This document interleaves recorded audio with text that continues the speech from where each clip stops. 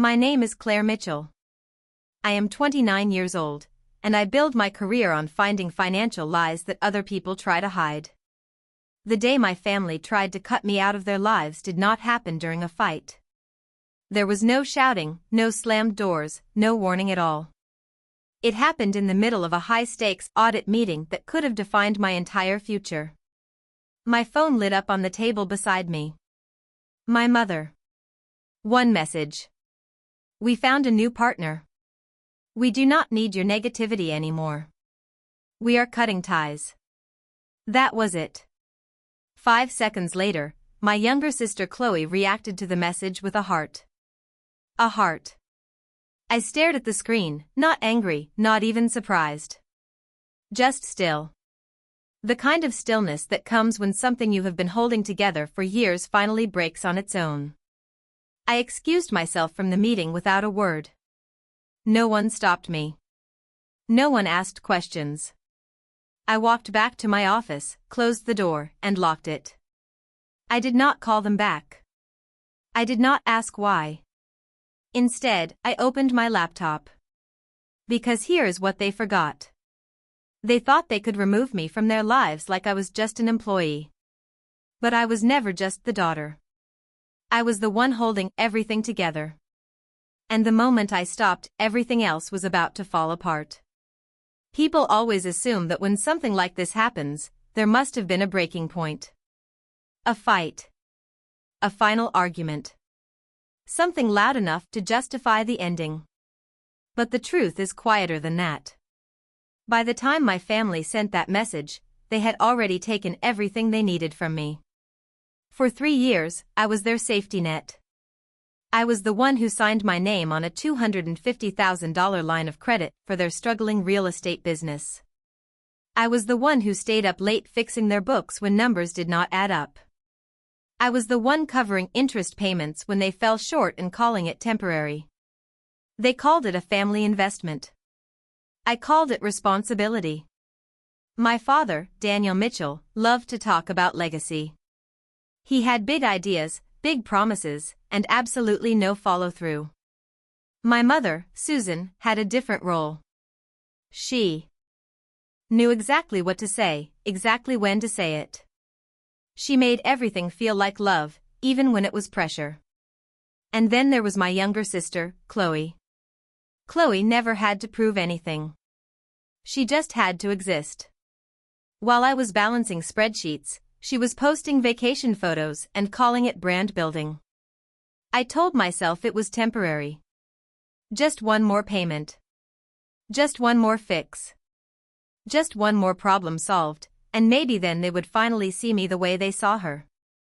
If you have ever been the responsible one in your family, you understand this. You become the person everyone depends on, until one day you realize they do not actually see you. They just see what you provide. And the moment they think they found a better option, they stop pretending. Most people expect anger in moments like that. They expect you to call back. To demand answers. To defend yourself. I did none of that. I walked into my office, closed the blinds, and locked the door behind me. The noise from the outside world disappeared, leaving only the quiet hum of the air conditioner and the steady rhythm of my own breathing. I placed my phone face down on the desk. No reply. No reaction. Because deep down, I already knew something was off. That message was not just emotional. It was strategic. People do not cut ties that cleanly unless they think they have secured something better. So instead of reacting, I opened my laptop. I logged into the business accounts. The ones I managed. The ones they barely understood. The ones I had been quietly maintaining while they focused on appearances. The numbers loaded slowly across the screen. At first, nothing looked unusual. Standard expenses. Contractor payments. Operating costs. Then I started looking closer. Charges that did not match invoices. Travel expenses labeled as marketing. A luxury car lease running through the company account. And then something else. Recurring transfers. Clean. Consistent. Just vague enough to avoid attention. I leaned back in my chair, staring at the screen. This was not sloppy. This was intentional. In my line of work, silence is not empty. It is where patterns begin to show themselves. And for the first time, I stopped looking at my family like family. I started looking at them like a case. Once you see the pattern, you cannot unsee it. The numbers on my screen were no longer random mistakes or careless spending. They were decisions. Repeated, calculated, and hidden just well enough to avoid questions. For 3 years, I had been cleaning up after them. Now I understood. They were not failing. They were extracting. I moved my cursor to the banking portal. The account I had access to not as an employee, not as a daughter, but as the guarantor. The one legally tied to every dollar they borrowed. For a moment, my hand hovered over the trackpad. Not because I was unsure, but because I knew exactly what this meant. Everything I had been holding together was about to collapse. I clicked into the Management tab. The options appeared on the screen. Freeze account. It was a simple button. No drama. No warning sound. Just a quiet line of text asking for confirmation. Are you sure I did not hesitate? Yes, the system processed the request in seconds. Access restricted. Transactions suspended. Just like that, the flow of money stopped. I leaned back in my chair, waiting for something. Guilt. Fear. Doubt. Nothing came. Instead, I felt something unfamiliar. Relief. Like putting down a weight you forgot you were carrying. But I was not done.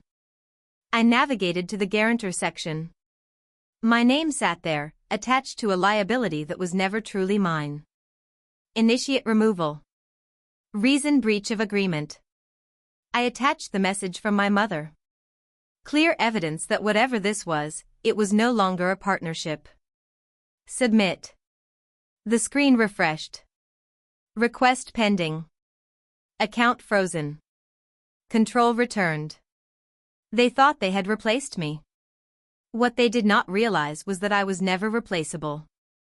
Because I was not part of the system. I was the system. People like to believe that smart people make smart decisions all the time. That if you understand risk, you avoid it. But that is not how it works. In my field, we study something called the sunk cost fallacy. It is the idea that the more you invest in something, the harder it becomes to walk away, even when every sign tells you that you should. You do not leave because leaving feels like losing everything. So you stay. And you invest more. That is exactly what I did. 3 years earlier, I sat in a small bank office across from a loan officer who barely looked at me. My father was doing most of the talking, selling a vision that sounded just real enough to believe. He put his hand on my shoulder and said, "This is Claire. She is the one who makes sure everything works." My mother squeezed my hand under the table.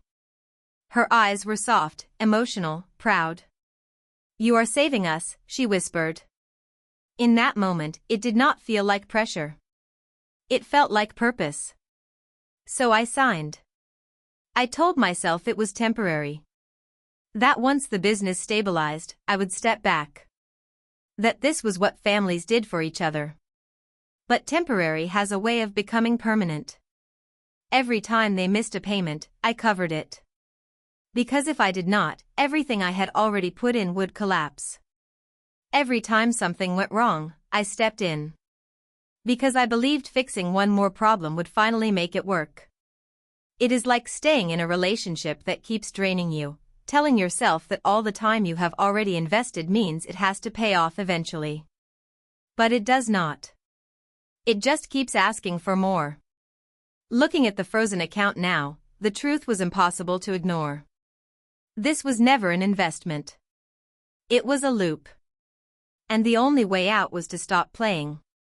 It took less than 48 hours. That is all it took for the silence to break. Banks move fast when liability shifts. Notifications go out. Access changes. Cards get declined. Payments stop processing. And people panic. My phone started lighting up Thursday afternoon. First a blocked number. Then another. Then my office line. Then emails marked urgent. I did not answer. I did not need to. I already knew the pattern. Confusion comes first. Then panic. Then anger. My inbox filled with messages from new email addresses. My mother trying to sound calm, asking if there had been a mistake. My father was less subtle. His messages were short, aggressive, demanding. Fix this now. You have no idea what you have done. But the one that caught my attention was not from them. It was from Chloe. I opened her social media out of curiosity, not concern. She had posted a video 20 minutes earlier. Perfect lighting. Controlled emotion. Just enough tears to look believable. When toxic people try to destroy your success because they cannot control you anymore. The comments were already flooding in. Support. Sympathy. Validation. Stay strong. Cut them off. You deserve better. I watched the screen without reacting. They were not upset because they lost me. They were upset because they lost access. Because the card did not go through. Because the numbers stopped working. Because for the first time in years, the system they depended on was no longer under their control. And without it, everything started to fall apart. By Thursday evening, the noise had settled into a pattern. Calls. Messages. Threats. None of it mattered. Because once you stop reacting emotionally, you start thinking clearly. I called Ethan. He did not ask if I was okay. He already knew the situation was serious by the tone of my voice. Come to my office, I said. Bring your laptop. When he arrived, we did not waste time. No small talk. No comfort. Just work. I pulled up the older financial records. Not the clean versions I had been maintaining, but the raw data from before everything was organized. That is where the truth usually hides. At first, it looked like more of the same. Poor decisions. Mismanaged funds. Inconsistent reporting. Then I saw it. A transfer. $9,000. Labeled consulting. To a company I had never seen before. Silver Lake Holdings. I scrolled. Another transfer. 6,000. Then 12.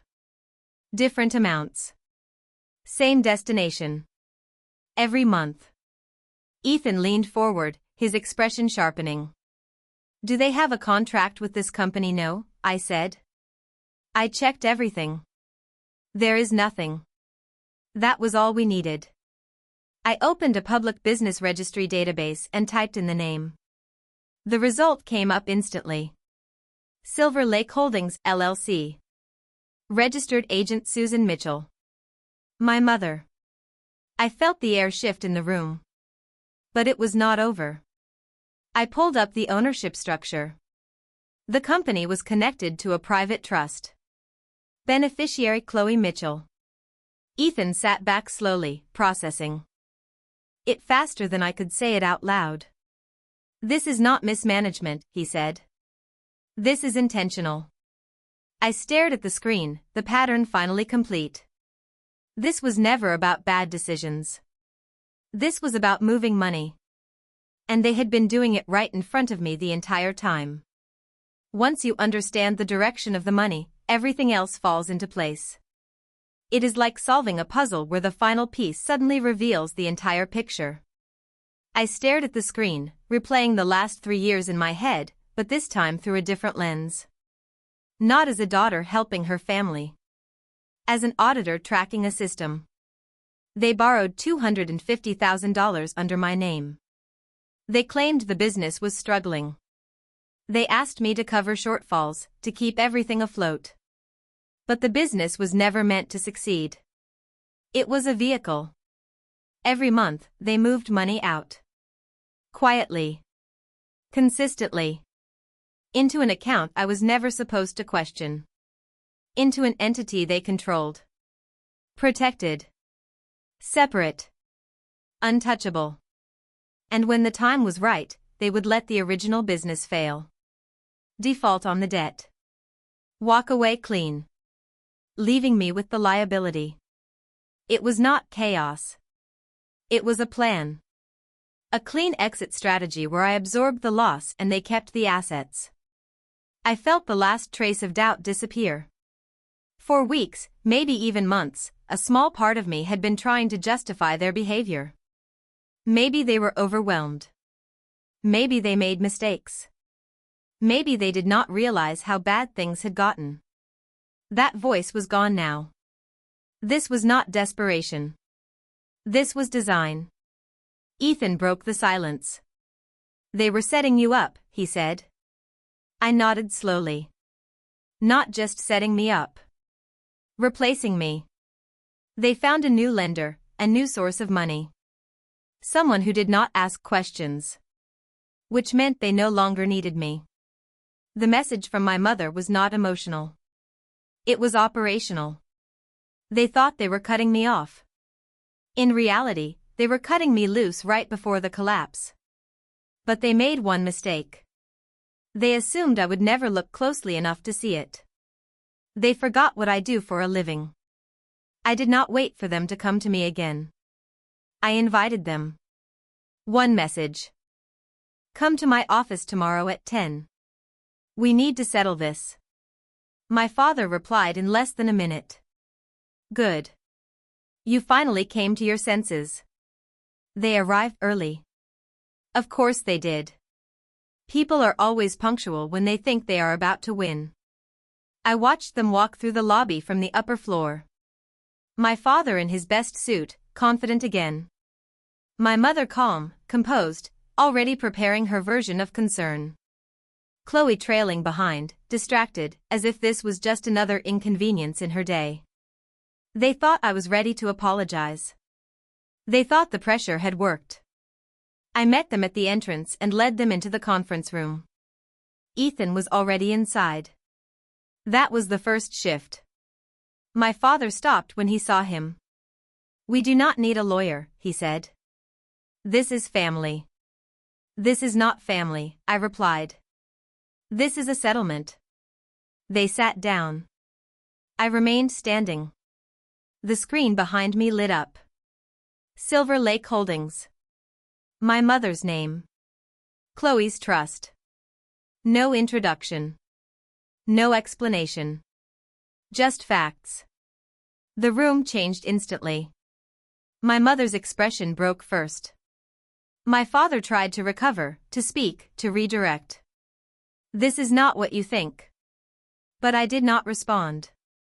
I did not argue. I did not explain. For years, I thought power came from proving your point. From saying the right thing at the right time. But real power is different. It is the moment you stop needing them to understand. Ethan slid the documents across the table. Formal notice. Investigation initiated. Liability reassigned. I watched them read. Watched the confidence drain out of the room. You cannot do this, my father said finally. I looked at him, calm, steady. I already did. And for the first time, they had nothing left to say.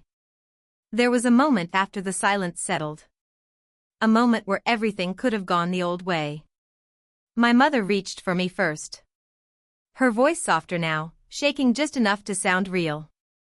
We can fix this, Claire. We can figure it out together. Together. That word used to work on me. It used to make me pause. To reconsider. To take on just a little more responsibility. Not this time. I stepped back. Not dramatically. Not emotionally. Just enough to make the distance clear. This was never together, I said. My father leaned forward, frustration breaking through his control. You are overreacting. This is business. Things get complicated. I nodded once. Exactly. Business. And for the first time, I was treating it that way. I reached into my bag and placed a small set of keys on the table. The property they were living in. The one tied to the loan. The one I had secured. The sound was quiet, but it carried. I am out, I said. No raised voice. No anger. No explanation. Just a decision. My mother started to speak again, faster this time, trying to hold on to something that was already gone. But I was no longer listening. Because closure does not come from conversations like this. It comes from the moment you stop negotiating your own boundaries. I turned, walked to the door, and opened it. No hesitation. No looking back. Just one final step forward. And I left everything that was never mine to carry behind me. 6 months is enough time for everything to change. Not all at once. Not dramatically. But steadily. Predictably. The way consequences always work. I did not follow every detail of what happened after I walked away. I did not need to. The outcomes were already written into the numbers. Without the credit line, their business stalled almost immediately. Projects stopped. Payments failed. Contractors walked away. The property they were living in went into default within weeks. Foreclosure followed. I did not attend the auction. I did not check the listing. I did not ask questions. Some endings do not require witnesses. The investigation moved slower, but it moved forward. Financial records do not disappear just because people want them to. Patterns leave trails, and trails lead to answers.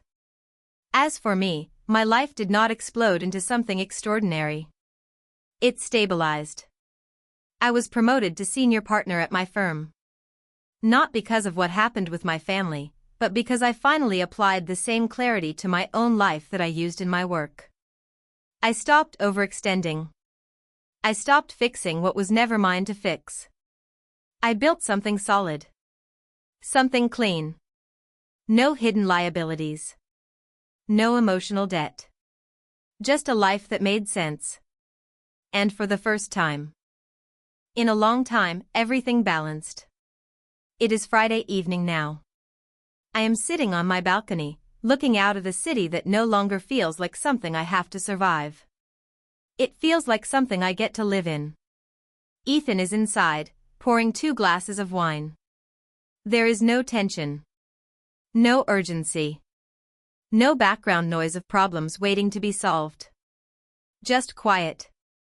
The kind of quiet I used to be afraid of. I pick up my phone for a moment. Out of habit more than intention. There are still messages in the blocked folder. Missed calls. Long paragraphs. Fragments of guilt, anger, and blame. Different words. Same pattern. For years, that pattern controlled me.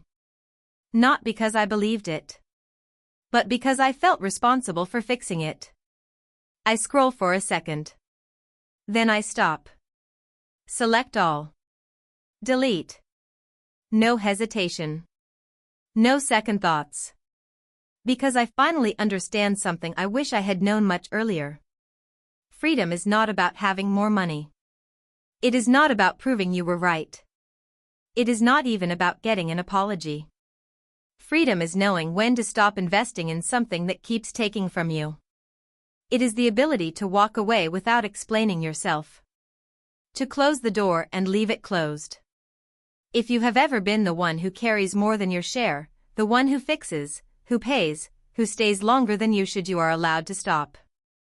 You are allowed to choose yourself. And sometimes, the most powerful thing you can do is nothing at all.